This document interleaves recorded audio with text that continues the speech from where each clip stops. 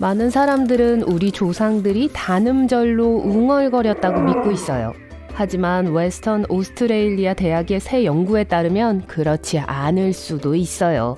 모든 언어의 주된 목적은 어떤 의미를 전달하는 거예요. 그렇죠? 그래서 연구원들은 구어보다 비언어적 의사소통이 먼저 발생했을 가능성이 높다고 믿고 있어요. 이것을 시험해보기 위해 한 그룹의 사람들에게 제스처 맞추기 놀이와 비슷한 의사소통 게임을 하게 했습니다. 그들은 다른 언어와 다른 문화권의 사람들을 한 방에 모아놓고 몸짓으로 의사소통을 하라고 했어요. 웅얼거리는 건 허용되지 않았죠. 결과는 놀라웠어요. 과학자들은 많은 몸짓들이 분명 보편적인 의미를 갖고 있다는 걸 확인했습니다. 이렇게 사람들은 어떤 유형의 발성보다 서로를 더 쉽게 이해했어요. 제가 손으로 하트 모양을 만들면 무슨 뜻인지 아시잖아요. 언어 얘기가 나와서 말인데 영어 알파벳의 마지막으로 추가된 글자가 Z가 아니라는 걸 아시나요?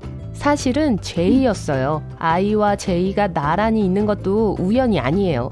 같은 글자에서 시작됐거든요. J는 I를 더 예쁘게 쓰는 방법이었을 뿐이었어요. 시간이 지나면서 J에 음소가 생겼고 자체적으로 별개의 문자가 됐어요. 벌은 매혹적인 생물이에요. 인간들에게 아주 중요하죠. 우선 벌의 맛있는 꿀 때문이에요. 하지만 벌들은 최고의 수분 매개자이기도 해요.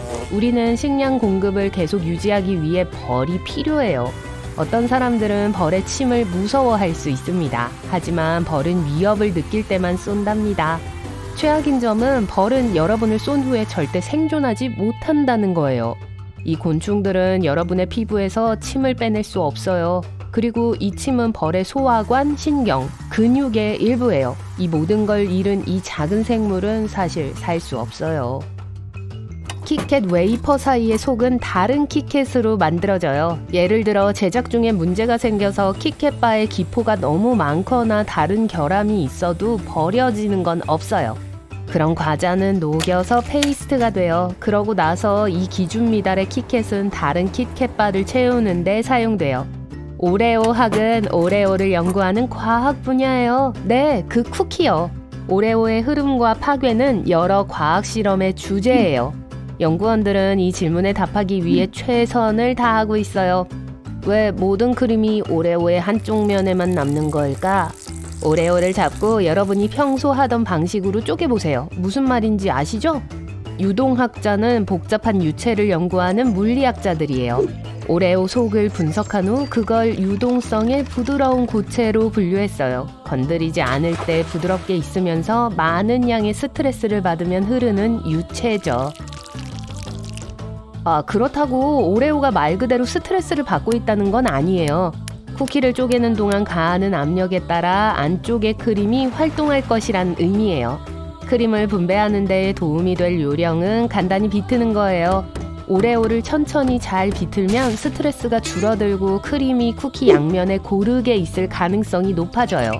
직접 해보시고 효과 있는지 알려주세요.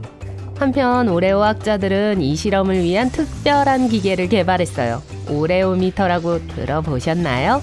특별히 오레오를 최적의 속도와 각도로 비틀도록 설계됐죠. 잘했어요, 쿠키과학. 아름다운 오후고 여러분은 하늘을 바라보고 있어요. 잠깐, 구불구불한 선으로 움직이는 저 작은 점은 뭐죠?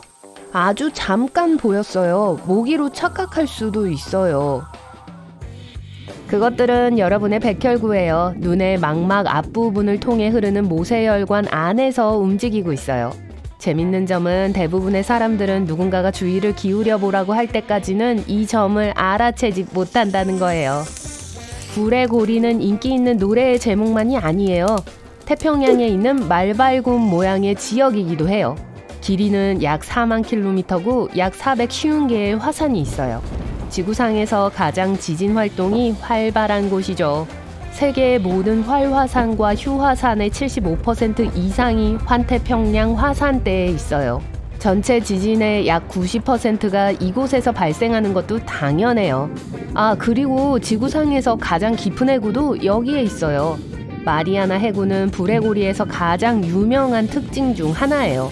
가장 깊은 지점인 챌린저 해협은 해수면 11,000m 아래에 있어요. 재미있는 사실, 1950년대에 컬러 텔레비전이 등장하기 전에 75%의 사람들이 흑백 꿈을 꾸었다고 주장했어요. 하지만 요즘 같은 연구에서 단 12%의 사람들만이 여전히 흑백으로 꿈을 꾼다는 걸 발견했어요. 과학자들은 이에 대한 설명을 찾았다고 해요.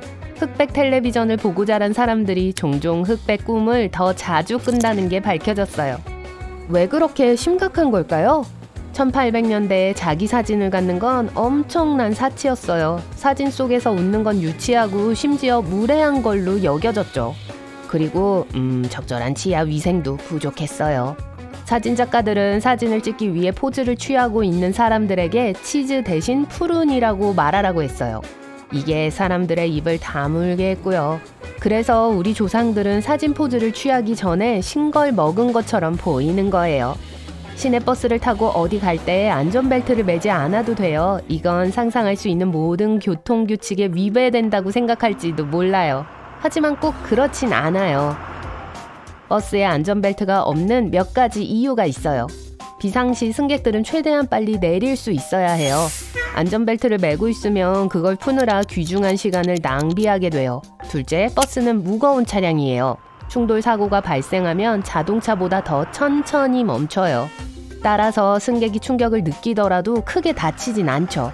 달리는 버스에서 사람들이 서 있을 수 있는 이유기도 하고요. 여러분이 데이트 중에 실수로 또는 자의로 갈릭 피자를 주문했다고 상상해봅시다. 주머니를 확인하는데 안 돼요. 구취 제거제를 갖고 오지 않았어요. 걱정 마세요. 이 작은 팁이 여러분을 공경에서 벗어나게 해줄 거예요. 오이 샐러드를 주문하기만 하면 됩니다. 아니면 샐러리가 들어간 샐러드를요. 이 섬유질 채소들은 냄새를 유발하는 박테리아를 씻어내고 구취를 없애는 데 도움이 될 수 있어요. 오이 한 조각을 혀와 입천장 사이에 들고 있어 보세요. 구취 제거 효과가 민트와 같거나 더 좋을 거예요. 여기 수수께끼가 있어요. 뾰족한 콧수염, 녹는 시계, 추파춥스 로고. 이것들의 공통점은 뭘까요? 알고 보니 추파춥스의 로고를 디자인한 사람이 살바도르 달리였어요. 이 초현실주의 예술가는 사람들이 항상 볼 수 있게 로고를 막대 사탕 위에 배치할 걸 제안하기도 했죠. 자유의 여신상이 뉴욕에 처음 도착했을 때는 녹색이 아니었어요. 동전과 같은 색이었어요. 즉 구리색이었죠. 시간이 지나면서 산화라는 과정으로 인해 녹색으로 변했습니다. 하지만 여전히 멋지죠? 미국산과 유럽산 초콜릿은 분명히 차이가 있습니다. 왜 같지 않은 거예요? 하실 수도 있어요. 답은 간단해요. 서로 다른 규정들 때문이죠. 유럽 초콜릿은 최소 14%의 건조 우유 고형분을 함유해야 하는 반면 미국은 최저 함량이 12%예요. 유럽산 초콜릿이 좀 더 부드럽다는 걸 의미합니다. 또 코코아 함유량이 더 많기 때문에 초콜릿 맛이 더 진해요. 마침내 이상적인 공식을 얻게 되기까지 전문가들은 감자칩 모양으로 실험을 해왔었어요. 우리가 칩과 연관지어 생각하는 곡선 모양은 학명도 갖고 있어요. 이 모양은 큰 문제들을 예방해요. 만약 칩이 다른 모양이라면 봉지에 넣자마자 바로 산산조각이 날 거예요. 하지만 곡선 모양은 칩이 온전히 있을 수 있게 도와줘요.